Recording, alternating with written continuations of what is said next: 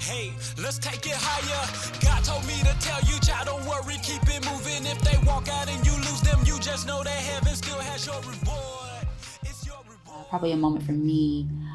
Going into my senior year of high school, my mom got sick and ended up being hospitalized for 4 months. At the end of that 4 month period, she ended up passing away unexpectedly. For me, I didn't really know how to deal with that. I couldn't imagine my life without my mother in it. We were like very, very close, pretty much my best friend. Did the whole matching outfit thing. So yeah, she was very central to my life. So I graduated from high school without her there and things like that, going to prom. The things you would really imagine doing with your mom by your side, kind of navigating through that without her and navigating a new life of loss. Started at Columbia College with a degree in photography and focused on that. And I pretty much spent that time sort of kind of buried in schoolwork and buried in classes to take my mind off the fact that I was really like missing my mother and dealing with like depression and things like that. Very light depression, more so. Um, and I would say it took a few years, kind of avoiding God and stuff like that.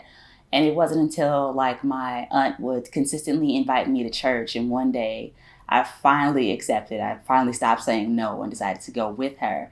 And really was kind of captivated by seeing like other young people living out their faith and things like that, and decided this was something that I wanted to do, and try to commit my life to seeking God and like getting to know Him more. And He's slowly been restoring that process through grief and just letting me know that He's still there for me even in my like hardest and like saddest moments.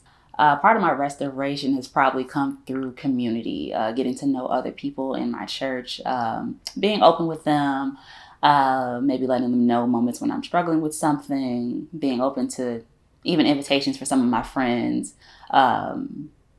If I need anything, letting this person be there for me, having conversations, just really having someone to go to like lean on in moments where I might be feeling loss or grief. Because grief's a process, so like it's something that can take days, years, months. That's something that I'm learning. It doesn't really have an ending date. But yeah, I would say God has mostly restored me through just drawing me closer to Him, and just like I've been learning to trust Him. I didn't really have that process of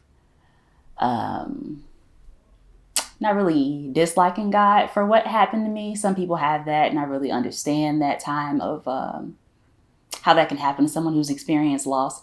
So for me, I'm grateful that that didn't happen to me, and that's something that He continues to like draw me closer to Him, and just being able to trust Him more, even with moments where I'm sad or not really knowing how I might make it through. Just knowing that God's there and He can use like the toughest, most hardest situations in my life, and to be open to sharing these things because I'm not the only one that has experienced loss or grief. And advice, I would probably say for other people just to be open to letting other people be there for you, going to your friends, having a good community of people around you that can support you in your grief. Just being open, being willing to ask for help or reach out to people or let people be involved in your life.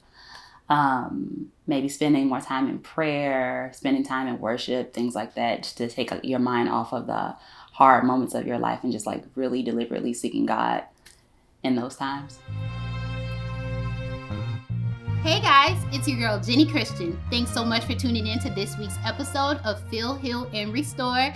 Don't forget to stay up to date on new episodes. You can subscribe to the YouTube channel or follow us on social media at feel.heal.restore on Instagram and Feel, Heal, Restore all together on Twitter. We'll see you soon.